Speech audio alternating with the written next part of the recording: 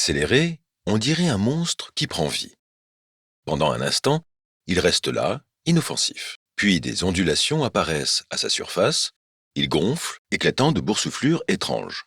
Il triple de volume. Sa couleur s'assombrit de manière inquiétante et sa surface se durcit en un paysage extraterrestre de pics et de cratères. Puis, le minuteur de cuisson sonne. Votre cookie est prêt. Que s'est-il passé dans ce four?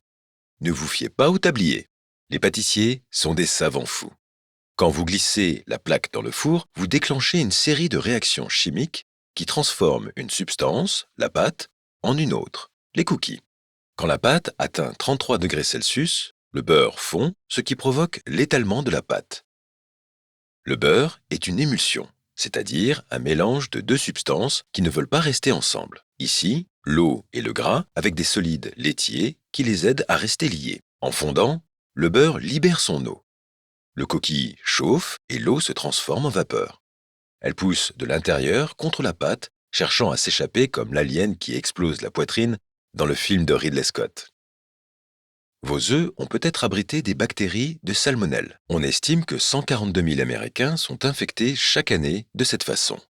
Bien que la salmonelle puisse survivre des semaines hors du corps et même résister à la congélation, elle ne supporte pas les 58 degrés Celsius.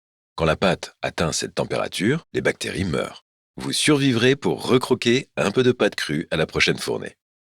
À 62 degrés Celsius, les protéines commencent à changer, grâce surtout aux œufs contenus dans la pâte. Les œufs contiennent des dizaines de types de protéines différents, chacun sensible à une température spécifique. Dans un œuf fraîchement pondu, ces protéines ressemblent à des pelotes de fil enroulé.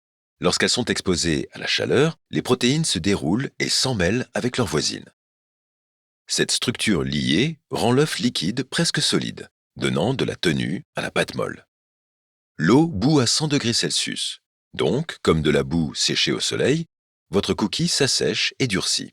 Des fissures apparaissent à sa surface. La vapeur qui bouillonnait à l'intérieur s'évapore, laissant des poches d'air qui rendent le cookie léger et croustillant.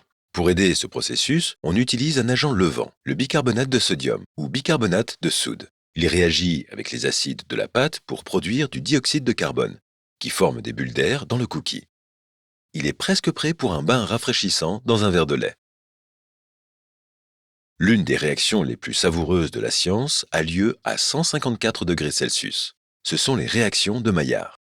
Les réactions de Maillard se produisent quand protéines et sucres se décomposent et se réorganisent en anneaux qui réfléchissent la lumière pour donner aux aliments comme la dinde ou les hamburgers leur couleur brune caractéristique. Pendant cette réaction, des composés d'arômes et de saveurs se forment et réagissent entre eux, créant des goûts et des odeurs encore plus complexes. La caramélisation est la dernière réaction qui se produit dans votre cookie.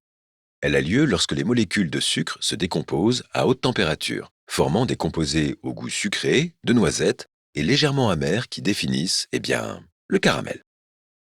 Et en fait, si votre recette précise qu'il faut mettre le four à moins de 180 degrés Celsius, la caramélisation ne se produit pas, car elle commence à 180 degrés Celsius pile. Si vous préférez vos cookies à peine dorés, comme un Anglais à la plage, vous auriez pu régler votre four à 150 degrés Celsius. Si vous les aimez bien bronzés, montez la température. La caramélisation continue jusqu'à environ 200 degrés Celsius. Et voici une autre astuce. Vous n'avez pas besoin de minuteur. Votre nez est un instrument scientifique sensible. Lorsque vous sentez les arômes grillés et de noisettes des réactions de Maillard et de la caramélisation, vos cookies sont prêts. Prenez un verre de lait, détendez-vous et savourez la magie de la science. Si tu aimes apprendre, abonne-toi à notre chaîne. Chaque semaine, nous publions de nouvelles vidéos sur tous les sujets, de l'histoire du monde selon les chats à comment développer sa capacité d'écoute. Intéresse-toi à nos nouveautés et reste curieux.